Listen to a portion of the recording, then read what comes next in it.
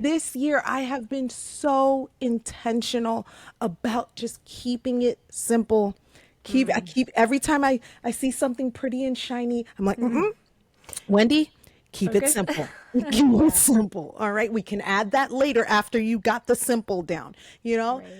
Right. So I always say set maybe 1 to 2 goals per subject per child and to focus on growth over perfection. Welcome to Our Life Homeschooling. My name is Sherry, Christian, wife to my high school sweetheart Nelson, and thankful mom to 10 incredible kids. I'm the author of the blog and YouTube channel Our Life Homeschooling, where I share homeschooling encouragement for everyday moms. I believe that motherhood is ministry and homeschooling is simply an extension of parenting. My passion is to cheer on other moms who are at home doing the most important work of all, raising the next generation for the glory of God. Hi, and welcome to the Our Life Homeschooling podcast. This is episode number 38.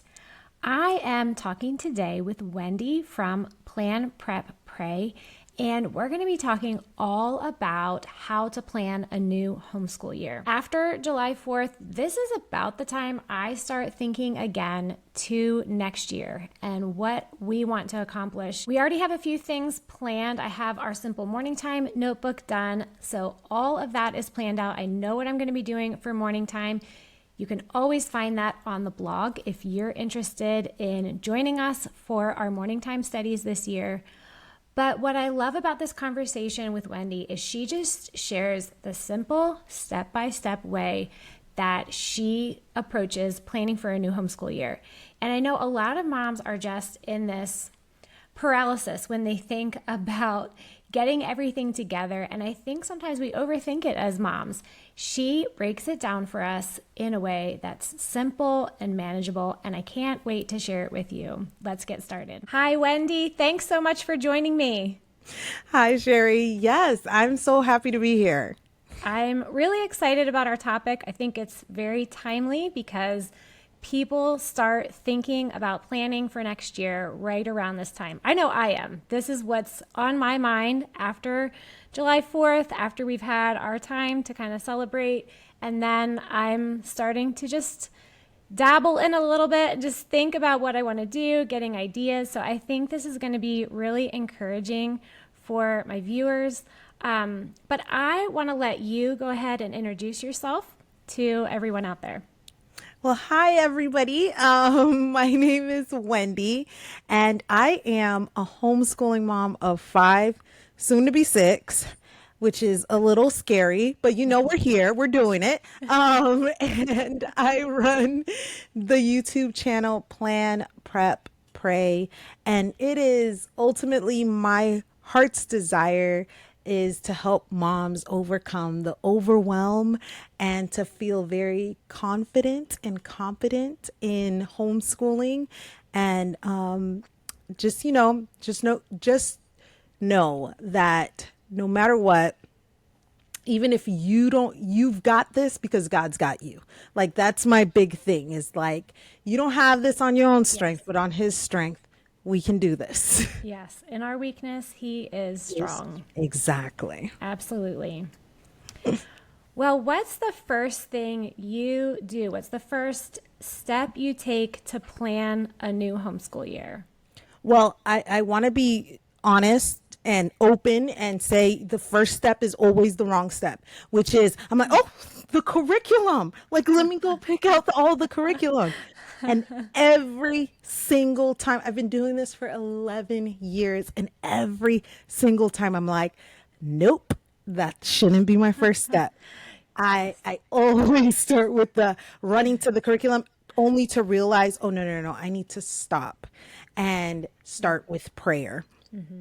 because I have found that the Lord really guides what our year looks like. And I can have the perfect academic plans, but if it doesn't meet our entire family's needs as a whole, it means nothing, you know?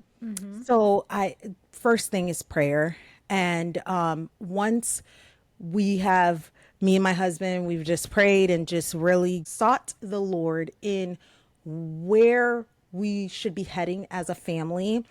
Then I take some time to reflect on the previous year, really taking some time to break that down, see what worked, what went well, what didn't, or what needs have come up with our kids, because every single year they're like completely different kids.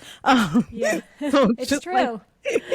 just like, okay, all right, so now you're into this, like what Right. what different needs have come up. And then before I even think about a curriculum, I really look at each of my kids and I think, what do they need in this season?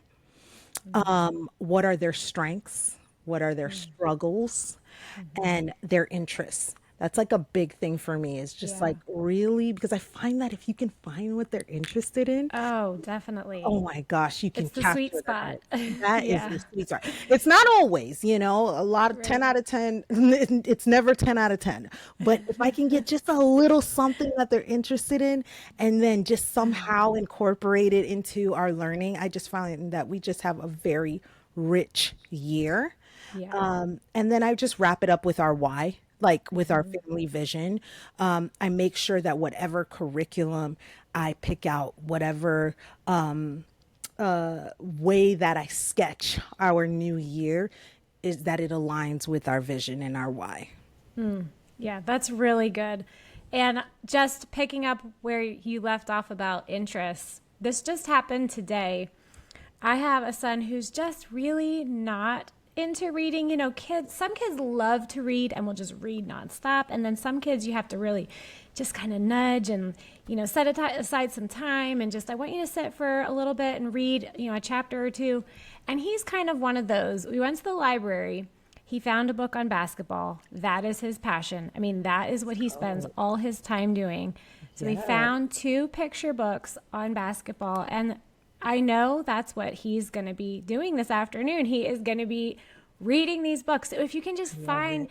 that thing that they're interested in, they really, it really gets them excited. And that's where like you said, you've captured their hearts. Yeah, and I've found that you can really, you get joy out of it too. Like when you see your Yeah. kid just like showing up excited, you're like, oh my gosh, let's go. Yeah. Like it energizes you as a Right. mom as well.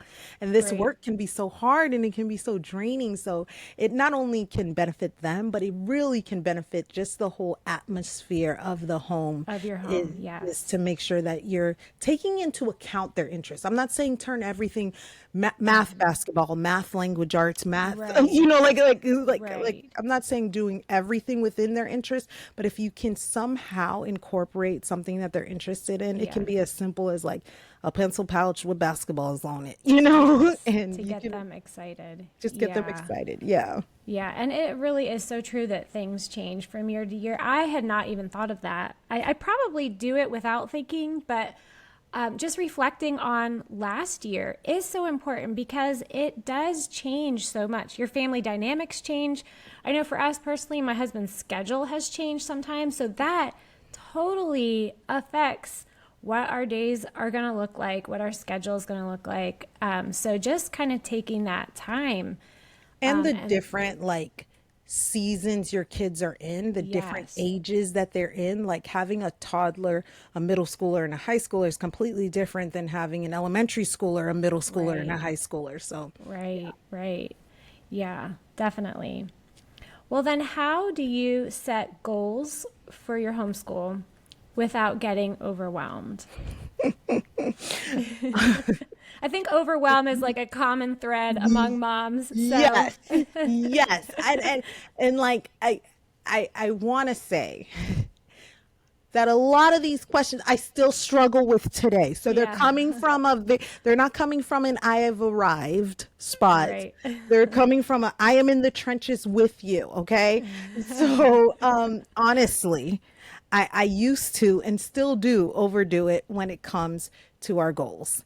And like I love setting really big goals. You know what I mean? Like I think it's so much fun to dream. So I love setting really big goals. Yeah. And then, by October, I fail. Like, oh, this is Or not my sometimes you just lose steam and your kids lose steam exactly. and you're like, I don't know if this was such a great idea. You know what I mean? And it's because the goals were so elaborate. There was so much Yeah. involved. I was doing, I mean, fine arts and music Yeah. studies and Latin and all the things. And it's just like, whose children do you think you have?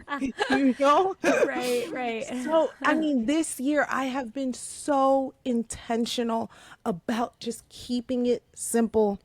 I keep every time I see something pretty and shiny, I'm like, Wendy, keep it Focus. simple. Keep it Yeah. simple. All right. We can add that later after you got the simple down, you know? Right. So, one of my biggest things when it comes to goals, and that I tell other people, even though I need to take my own advice, is to keep it simple. I always say, set maybe 1 to 2 goals per subject per child, and That's good. and to focus on growth over perfection. I think that a lot of the times we want to complete the whole thing rather than having a goal of moving from point A to point B, moving from where we were to a new spot. You Yes. know? And so once I have those 1 to 2 goals per subject per child, then I break those goals down into monthly goals. And I break them down in my planner. That way I see it. Because if it's Yeah. on a imaginary Google Doc somewhere, Right. Not and gonna then happen. and then at the end of the year, I'm like, oh, I made goals, So I put it down in my planner so that I can see it on a Yeah. monthly basis. Has to be visible. It has to be visible. And then with goals, always, always, always leave room for margin. Leave room for margin So good. because life will happen. Yeah, Life it always does. happens. It always, and I'm always shocked. I'm like, well, we got sick for a week. That wasn't on the list. You know Right, what I right. mean? That was not in the That was plan. not in the plan. Come on, plan, prep, pray. Let's go. Like, Yeah. what? This is ruining my plans. But I found that a sweet spot for us is I plan in quarters. And so a quarter is about 10 weeks for us. But I only plan as if I have a 9-week quarter.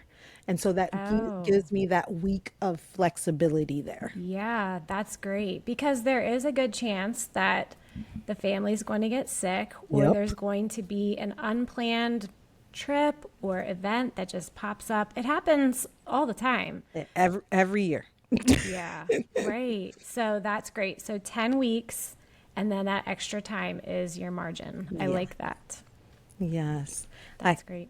I have to, especially with so many kiddos.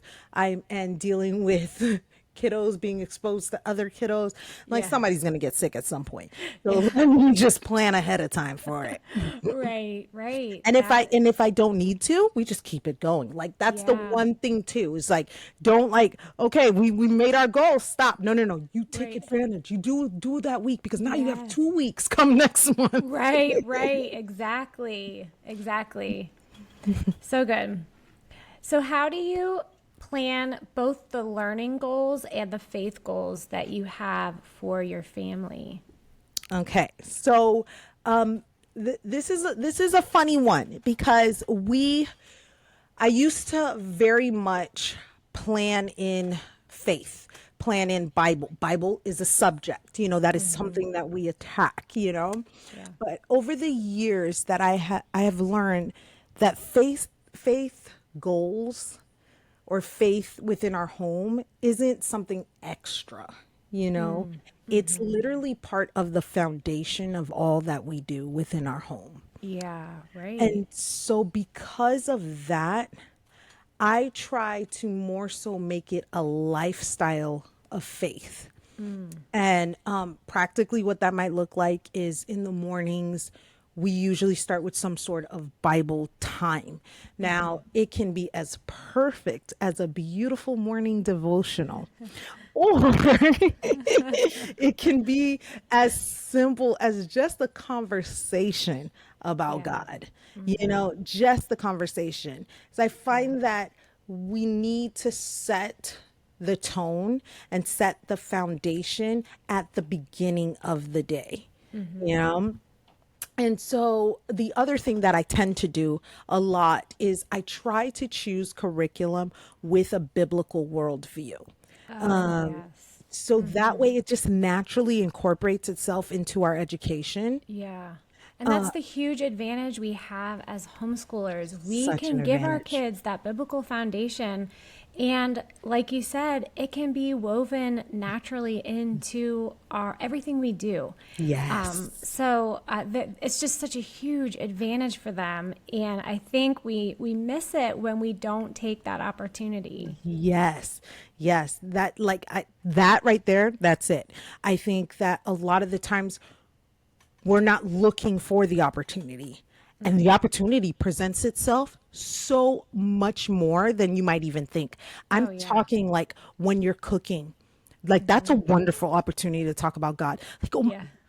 baby, look how God created eggs so that when you scramble them, you can have scrambled eggs or you can have boiled eggs. Isn't that amazing? Look at the Right. different Just the ways. design. Yeah. Yes. Or when there's a sibling conflict. Who looks at sibling conflict as an inconvenience? Right. This girl. But no, this is a wonderful discipleship Yeah. moment. Opportunity. It's a wonderful opportunity. And it's just that change in mentality can incorporate or can make faith and Bible and just studying scripture just like a part of life, just like a natural thing Yeah. that you do. So for us, it's more so about being intentional than it is always about being formal. Yeah, that's great. And I think too, a lot of times kids will just ask questions and they come at the times you never expect. And Yes, that's sometimes so I good. think about what would we be missing if I didn't have all this time with them for them to think about these questions, for me to be there and to be able to stop and answer. And some of the questions they come up with, they're a little intimidating. Like, oh What? boy, you know what? Let me think on that for a minute. Like they really think deeply, and they're searching, for the truth, and it's such, I think, a great chance to be able to, from God's word, lay out their need for the Lord and just so many other things in the questions that they ask. No, that is so, so true. Like the other day, my son asked me, Mom, why did God even create the devil? And I'm like, Wow. okay. See, what happened is I don't know the answer to that question. But Right. now you got me researching. So, like, we're Yeah. learning together, we're growing together. He's 7. So, like, Yeah. who would he have asked that question to? Like, his teacher at school, who, like, Right. might not even believe in God and say, God, the devil's not real. Like, Yeah. or God's not real, or whatever. You know what I mean? Right. Like, The this was question wouldn't have been asked. It wouldn't have been exactly. asked, but it was asked. And so that's so cool. You're right. Like, just I think, wonderful opportunities that we get to come alongside our kiddos and to not only help them grow spiritually, but they kind of help us grow spiritually too. And Yeah. so I love that. Yep. Yeah. And that's so many times we will have routines or practices, whether it's like reading scripture to our kids or teaching them great hymns of the faith. And we think that like this is going to be good for the kids. This is Yeah. something that we want to be a part of our family. And it ends up being good for us and changing us. And I really feel like homeschooling itself has been that for me and my husband. It has just the responsibility. I think it's brought back to us that great responsibility of what Yes. kind of legacy are we leaving for our kids, and the weight of it has been good for us. And it's changed us. While Yep. all the while we thought we were doing it, for the For kids. them. Yep. Yeah. So It's a it really, huge sanctification process. It's a it huge is. sanctification. It's huge. Like people are like, "Oh my gosh, I could never do that." You are so patient. You must be so patient. I'm like, "No, I'm not patient. But how am I going to learn patience right here?" Right. This is It's doing a great job of teaching me patience. like, no, I know I'm not the most patient person in the world. Like, what are you talking about? Right. No, like I like it's true. It truly molds us and forms us as well as them, and it's a real sanctification process. It really is. Yeah. Yeah. Well, Wendy, you've been homeschooling for several years. How many years have you been homeschooling? I've been doing this going on 12 years. Wow. Yeah, this is going to be my Wow. 12th year. That's That's incredible. insane. I I don't love even it. feel that old. So you've been homeschooling for 12 years. What mistakes do you see moms making when it comes to planning? And how can they avoid that? Yep. Plan, prep, pray was born out of my mistakes. It was born out of um, all of the mistakes that I've made and the things that I've learned along the way or that I'm still learning.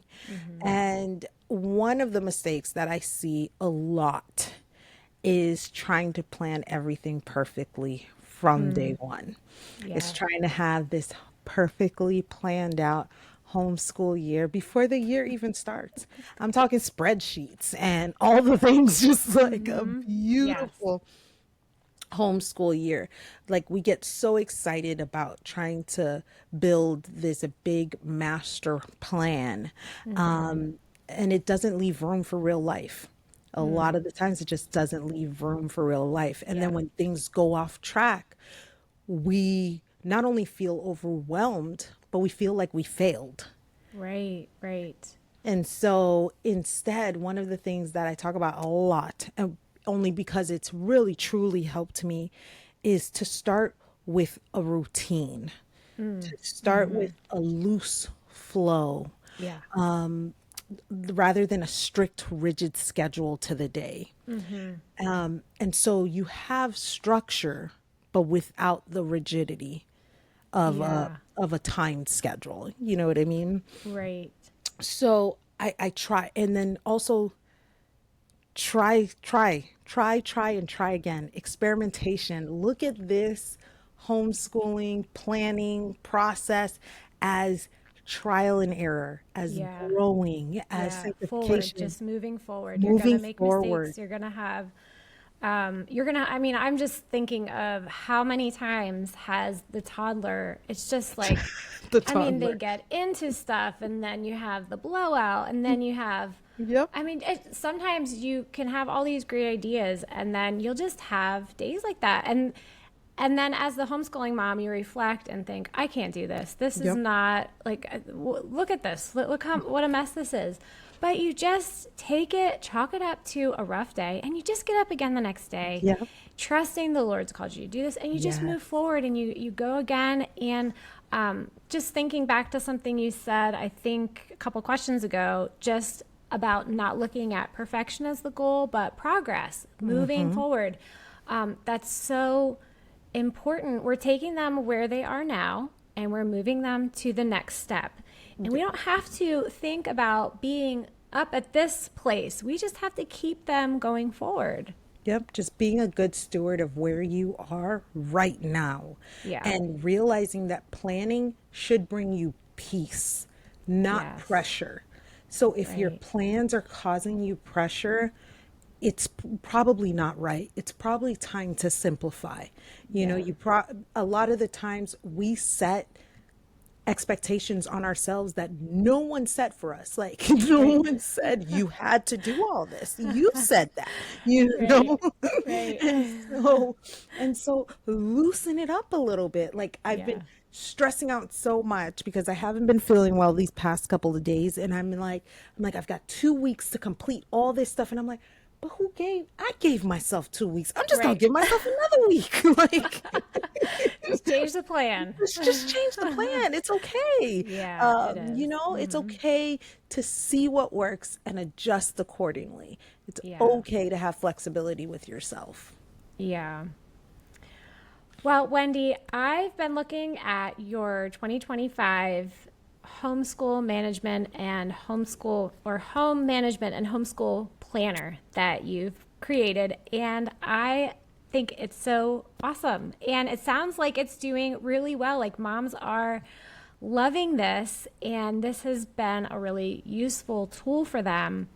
Can you tell us more about this planner and how it has helped bring more peace to your home? It's honestly a planner that, first of all, thank you. Um, um, I didn't expect the reception that I've gotten from the planner. I did not expect so many moms to resonate and love it. But to be fair, I tend to lean pessimist over optimist. It's a thing. Yeah, But I have it too. what I'm like, I told my friends I thought I was gonna sell like five of them. And they were like, what? And so like I'm so humbled Yeah. by the Lord using something that honestly I created for myself to help others. Like that is Yeah. such a humbling thing. Yeah, and I do think that's the best tool personally as a homeschool mom. If there is another mom who's been doing it for a while and they create something, that is what I want because they've been through it, they've experienced, they've made mistakes and they really know what they're talking about. So I think that itself is just a huge advantage whenever you're looking at any kind of curriculum or a planner, anything like that, just the experience of the homeschool mom. That is the common thread. That is the thing that I keep hearing. I'm like, you could tell this was made by a homeschool mom. Yes. Like you've thought of the things that no one thinks of in in their planners. And I'm like, that's the thing. I was Yeah. finding these beautiful homeschool planners and I was finding these beautiful home management planners. But the thing is, I can't carry around three planners. I can barely carry around like my Yeah. brain. Like Right. there's so much going on. And so like I needed just one place where I could just put it all down. I could put Yeah. the meals, I could put the home management, I could put the routines, I can put the homeschool, I can put all of it down and Yes. still leave room for margin and still remember to reflect and adjust as needed. And and that's what I created. So it's I wanted it to be simple enough that it wasn't overwhelming. There Yeah. are beautiful planners that you open up and you're like, oh my goodness, it's as big as the Bible. Like there Yeah. is so much in here, you know? But I realistically, I don't have time. Like I've got five Yeah. kiddos running around. I've got to Right. cook. I've got to clean. I've got, I can't spend all Yeah. day in the beautiful planner. And so I Right. needed it to be simple and functional, but still be able to Yes. house all of the things that we are and do as a homeschool mom. Like I say it all the time, we are not just the mom, we are not just the teacher, we are not just the homemaker, we are all of that in one. Yes. Oh man, And so true. So true. And sometimes I feel the weight of that. yes, yes. And so I'm like, we are all of that in one. And so I wanted to create something that not only honors that, but also finds beauty in that too. So, like, if Yeah. you look at the planner, the front of the planner, you're going to see the laundry. Like, you're going to see the dustpan and the Yeah. broom and the gloves and the basketball and the calculator. You're going to see Right. all of it in the front of the planner, but it's beautiful. It's beautiful. It's the beauty in the chaos that is our lives. And yeah, so I mean, I think it's a wonderful tool. I really do. I think it brings a lot of peace and a lot of clarity to all that we do and does a good job at bringing it back to the feet of Jesus Yeah. because guys, it is not realistic to think that one person can do all of this. It is Right. by the grace of God that we are able to do this. And so it just filled with prayer and gratitude and scripture and all the things. Oh, that would be so inspiring too.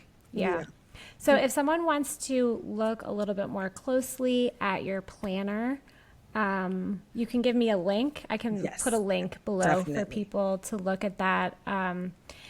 Definitely always take advantage of something that is created by a homeschool mom. And yeah, I really hope this can bring some peace to some other moms, families, especially ones that are new and are just navigating this for the first time. Don't try to do it on your own. Don't try Yes. to figure it all out. Take advice, take help from moms who have been there, who've been doing it for a while. So, Yes.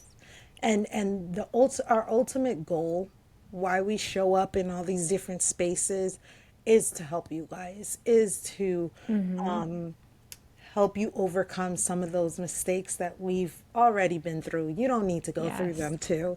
And it's great. to really help you find peace and presence within your home and joy within Yeah, this thing that we have been called to. yes, yes. Well, Wendy, can you tell everyone again where they can find you? You can find me in most of the spaces on YouTube, on Instagram, even a little bit of TikTok, just a little bit, Okay. at Plan Prep Pray.